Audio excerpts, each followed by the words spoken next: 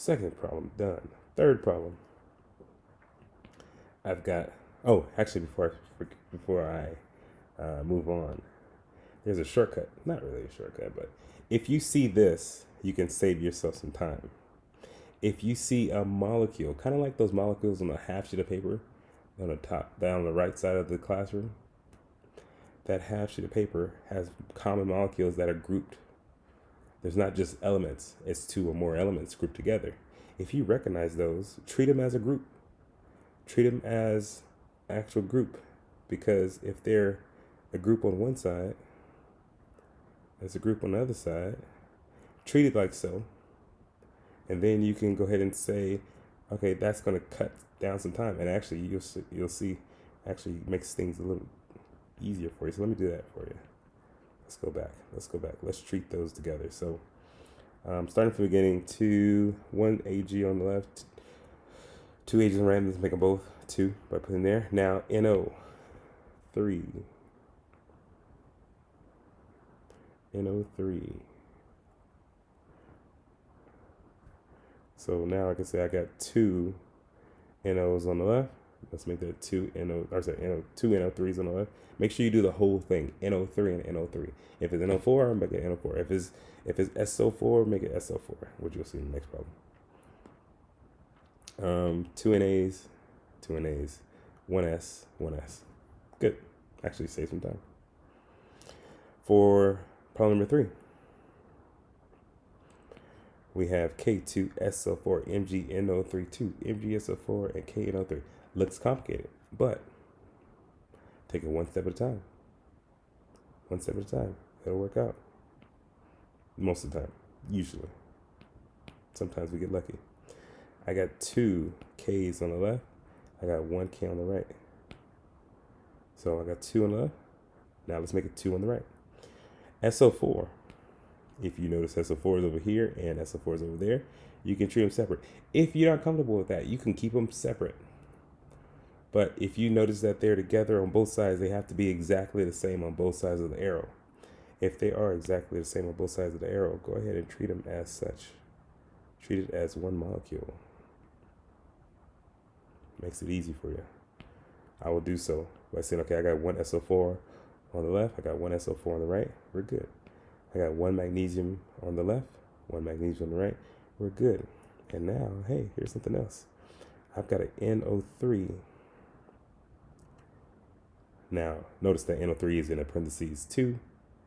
That NO3 being in the parentheses 2 means that there are 2 NO3s, but I don't want to encompass the 2 parentheses with that, because over here is just NO3, and I just want to keep that NO3 all to itself.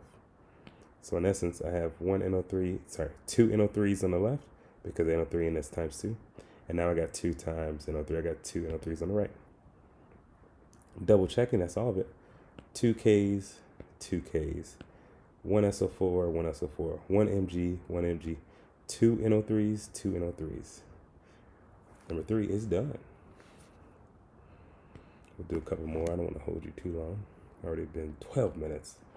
All right. Let's do these last 2, and then I'll finish the rest later. 2 aluminums on the left here. 2 aluminums on the right here. Perfect.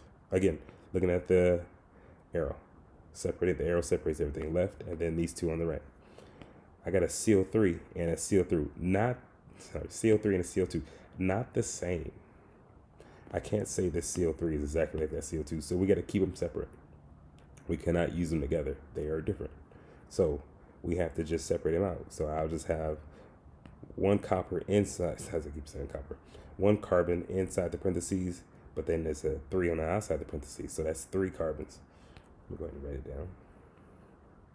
Don't forget my 2 aluminums. I got 3 carbons on the left. I only have 1 carbon here on the right. That's not good. I want 3 carbons. So what do? I put a 3 there. You don't have to just put 2. I know the previous 3 problems all we used were 2s. You can use 3s, 4s, 5s, 6s, 10s, 11s. We'll get to some 10s and 11s. You guys are not gonna be happy with those. They're not easy. But right now we're just at 3. So now I got 3 carbons. How many oxygens do I have? 3 times 3, I got 9 oxygens. How many oxygens over here? I've got 3 times 2 plus 3.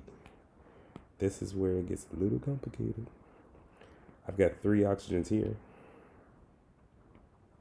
And 3 times 2, 6 oxygens is there for a total of 9. Perfect. I got 9 oxygens over here. 3 plus 6, I got 9 oxygens on the right. I think we're all balanced, but let's double check. Go and start from the beginning. 2 aluminums, 2 aluminums.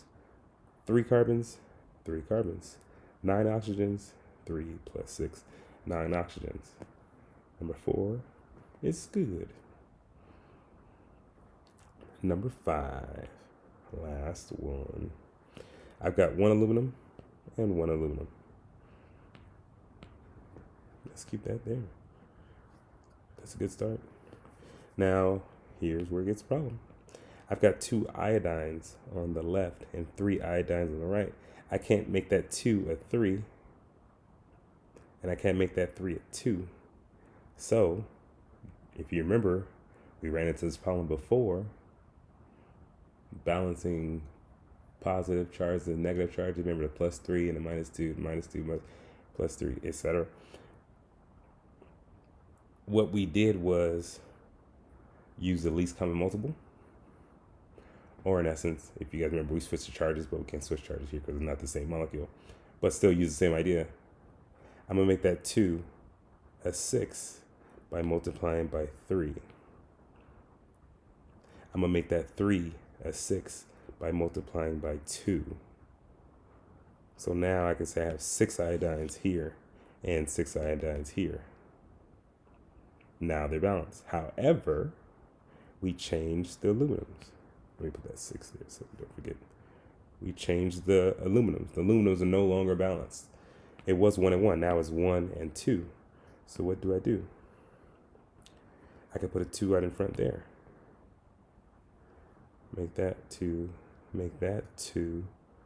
And the iodines we didn't touch, but let's double check.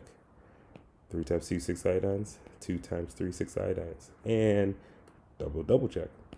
Still have 2 aluminums. Now we are good. I've got 2 and 3 and 1. That one's a little difficult. A little bit. Sort of, kind of. I will stop there. If you feel brave, if you think you get the hang of it, feel free to go on and do 6, 7, 8, 9, 10.